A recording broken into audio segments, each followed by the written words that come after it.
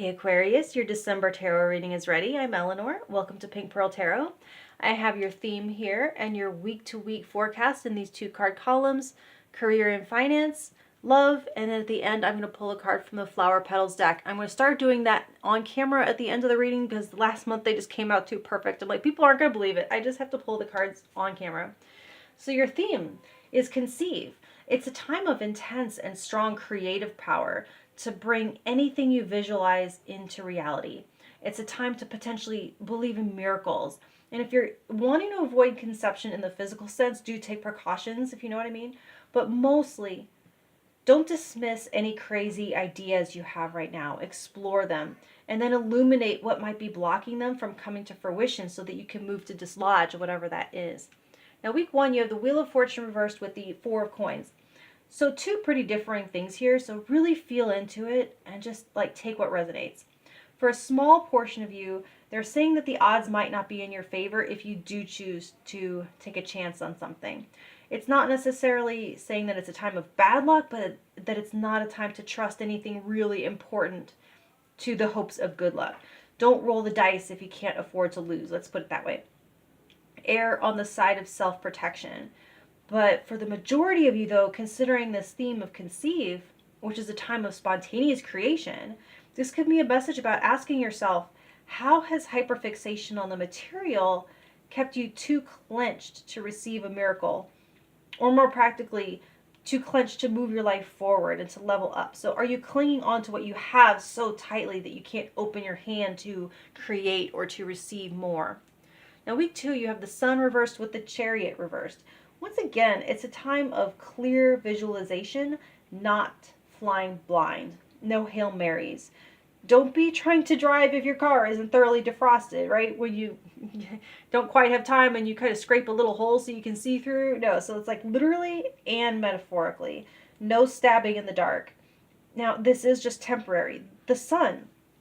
It's a positive card, but it's in eclipse in this position. It's having like the most badass car on the planet, but it's in the shop at the moment. So enjoy having it. Enjoy knowing that you have it, even though you can't drive it in the moment, metaphorically speaking.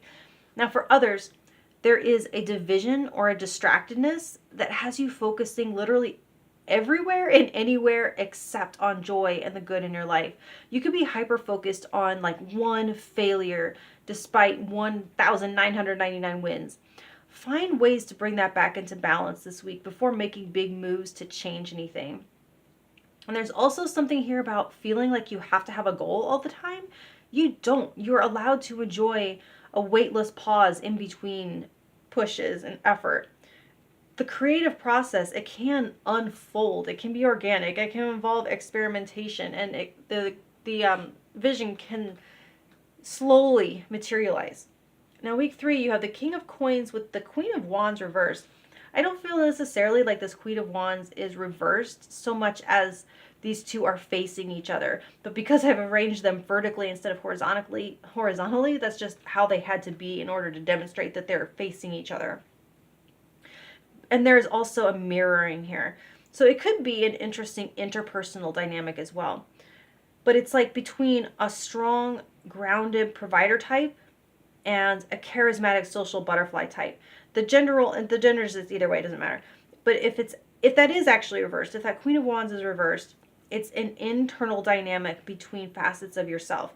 There could be like an explosive or volatile part of yourself that's tempting you off of your seat of comfort and stability. Or there could definitely be, I see a co-creative thing happening where like between two people who are creating a third energy, spirit entering matter. So literal physical conception for some. So watch out for that if that's not something you want. Now, for a few of you, if you're feeling burnt out, if you're that Queen of Wands reversed, feeling burnt out, there's a need for a physical restoration of health or foundation somehow. So needing to replenish nutritionally or financially, something of that nature. So like put some logs on the fire. You're out of fuel. You need something to burn, metaphorically. So also highlighted here, dig into the question of stability versus stagnation in your life. Now week 4, Four of Wands and the Star. Absolutely beautiful finish to the year. It feels like the celebrations of the holidays has restored your hope and your faith in humanity. This time feels like a light in the dark, and it's coming from connections with other people, shared experiences, warm, fuzzy inducing events, and creating new memories together. So it is coming together with others that is kind of, it's the glue of civilization, the way we celebrate and party and mark time. So after this week, you could be feeling less alone in the world overall or in the universe. Now for career and finance, Ace of Cups, Five of Wands. This feels like a competitive time. There's a potential opportunity to get involved with something that you're really emotionally invested in, or you would just love to do. It's like a dream job of sorts or a passion project. But the thing is, lots of people might want the same thing. So your care factor is what's going to make you stand out. Your intrinsically motivated work ethic. You could do something like identically to someone else, but the difference is made when you put your heart into it, your care into it. It's going to show. And under this theme of conceive, you are bringing things from the world of concept into the world of the tangible, much like the magician. So if those actions are heart-centered and heart-guided, you're going to be noticed. Now for love, you have the Four of Pentacles, Four of Cups. You have the Four of Coins here again in that first week, so this could be most pronounced at that time, but it doesn't have to be. They might not be related, but for some of you they could be. You do seem to be in, or someone is in turtle shell mode, very protective of the heart, but also physical self and perhaps resources, property, assets. There's a feeling of not wanting to share, not wanting to lose any more than you've already lost. Not sure if something is going to be, I don't know, worth that risk. These two fours, they seem kind of even-steven, like they're mirrored energies, creating a stagnation or a stalemate. So even though fours are stable, once again, that question comes up of stability versus stagnation. These are both very conservative energies. So no one in this situation is showing their cards. They're not showing their heart. Feelings are entirely hidden or unacknowledged. They're here because this is picking up on the signature of love. So when I ask for a love reading, I'm saying, where is the love? And tell me what is looking like right now. So that's where the love is, but it is not being demonstrated. So while someone in the connection goes into protection mode, they're not showing the other one really enough to make them feel safe to entice or seduce them into emotional intimacy.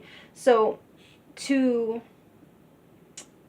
conceive this new relationship or new level of intimacy in an existing one, again, the puzzle to solve is that stability versus stagnation.